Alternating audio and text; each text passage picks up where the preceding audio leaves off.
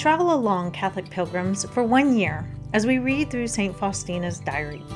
Join me, Amy Thomas, each day for a short reading out of the diary which brought us a deeper understanding of Christ's divine mercy. Hello, Catholic pilgrims. Welcome to our first day of reading from the diary of St. Faustina. I'm very much looking forward to this. I'm going to go 1 year through the entire diary. It's going to be a challenge, but I hope that it's going to be fruitful for both you and I. So the way this is going to work, if you want to follow along in your book, if you have St. Faustina's diary, I know not all copies are exactly the same. So how I will do this is I will kind of let you know what section I'm reading from. And if you want to follow along, just bookmark it. Then we'll just proceed to the next little section the next day. And I'll try to use, the numbers that my book has numbers, so I will read those numbers. And basically, if you don't have the exact same copy as me, I'm just starting right at the beginning of her notebook 1, and I'm just going to read from there. So since we are on a limited time, let's get started with the very first section, number 1:1. O eternal love, you command your sacred image to be painted and reveal to us the inconceivable font of mercy. You bless whoever approaches your rays, and a soul all black will turn into snow. O sweet Jesus, it is here. You establish the throne of your mercy to bring joy and hope to a sinful man. From your open heart, as from a pure font, flows comfort to repentant heart and soul. May praise and glory for this image never cease to stream from man's soul. May praise of God's mercy pour from every heart, now and at every hour, and forever and ever. So I just want to take this moment to talk about the painting.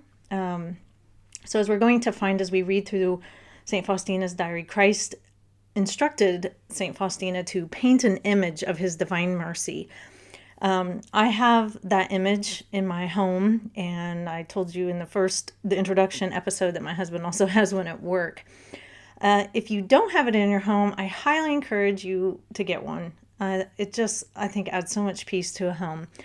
And if you haven't seen it, if you're maybe not Catholic or a new convert, I would really encourage you to open it up on the internet and look at it so you can get an idea of what we're talking about. So Christ instructed her to paint this image of him, and he's standing and he has 2 rays coming out of his heart, and he's kind of touching in the heart area.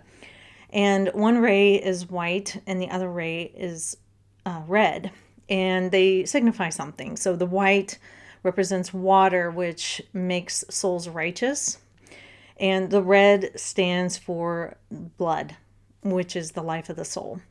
And so those are both pouring forth from Christ's heart and streaming forth down the image. And whenever I pray the Divine Mercy Chaplet, I love to have this image in front of me because it just, I just look at Christ, I look at those 2 rays, I look at him touching his heart, and it just is a very calming, peaceful thing. And it does. She says it in here, may praise and glory for this image never cease to stream from man's soul.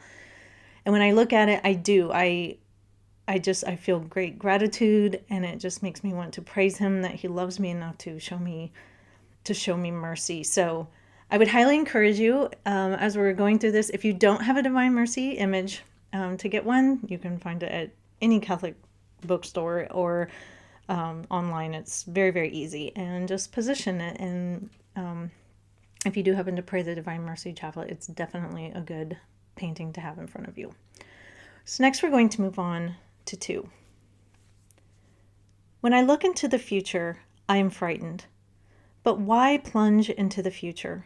Only the present moment is precious to me, as the future may never enter my soul at all. It is no longer in my power to change, correct, or add to the past, for neither sages nor prophets could do that. And so, what the past has embraced, I must entrust to God. O present moment, you belong to me whole and entire. I desire to use you as best I can. and although I am weak and small, you grant me the grace of your omnipotence. And so, trusting in your mercy, I walk through life like a little child, offering you each day this heart, burning with love for your greater glory. So, what strikes me most about this, and I'm gonna reflect on it, thinking of 2020, because that's pretty much what it's on all of our minds, right? 2020 has been probably not everybody's favorite year, and we've had COVID, lockdowns, just rioting. Our country seems to be going up in flames. And I think all of us at one point or another have said to ourselves, oh, I cannot wait until 2021 gets here. Because then like the clock resets or something and we can go back to the way things were. And so I really think, and myself included, I have constantly been catching myself going, oh, 2020, 2021, when it gets here, everything's going to go back to normal. Like the clock tower chimes and we all go back to normal. And I think this is a trap that we've set for ourselves, because what it's caused us to do is kind of despise or not even enjoy at all the present moment, because it's not how we want it to be. It's different than normal. And so we're all just looking to the future, waiting for when things go back to normal. We're not appreciating the present moment. And when we don't appreciate the present moment and we look towards the future, we're not really being grateful for the time that God has given us, because who knows what the future holds, especially with, COVID and all that's going on in our country. Nobody knows what's going to happen. And so we aren't promised the future. And if we're pining for it and looking for it and, I can only be happy if the future, in the future when things go back to normal, we're missing the here and the now. And God has given us this moment, whether it's perfect or whether it's not perfect. It is up to us how we choose to live in the present moment. And we can hang our heads and whine and moan about, this isn't how I want it to be, and I'm trapped, and this or that. Or we can be grateful, even though it's not perfect. We can be grateful for this time. We woke up this morning. We have another day. We have another day to make a difference in our lives and somebody else's lives and our family members' lives. And so for that, we should be eternally grateful. And really all we have is the present moment. Like she says, I cannot go back to the past and change anything. Nobody can do that. And so, I'm one of those people that likes to pine away for the past and, if I could just change things from the past, then this would have been better. But there isn't a single one of us that can do that. So we don't have the past. The future is not promised to us. I mean, we should always plan, as if we're going to have a future. But we can't dwell on it too much, and we can't sit there and say, in the future, then I'll be happy if I get this, this, and this. Because all we're promised is the here and the now. And when we squander it and waste it by pining away for what possibly could be, or what we think might happen in the future, we miss the moments that are happening right in front of our face. And, I'm speaking to the choir myself. I struggle with this. And she says, "O present moment, you belong to me whole and entire." And that's what really sticks out to me is I've spent a lot of time in 2020 just wishing time away. And a lot of us have been trapped inside and we want to get out. We want to go back to normal life. And we're not even enjoying what we have. And, I was recently in quarantine because I had COVID. And so I was locked inside for 14 days. And I live in a high-rise apartment.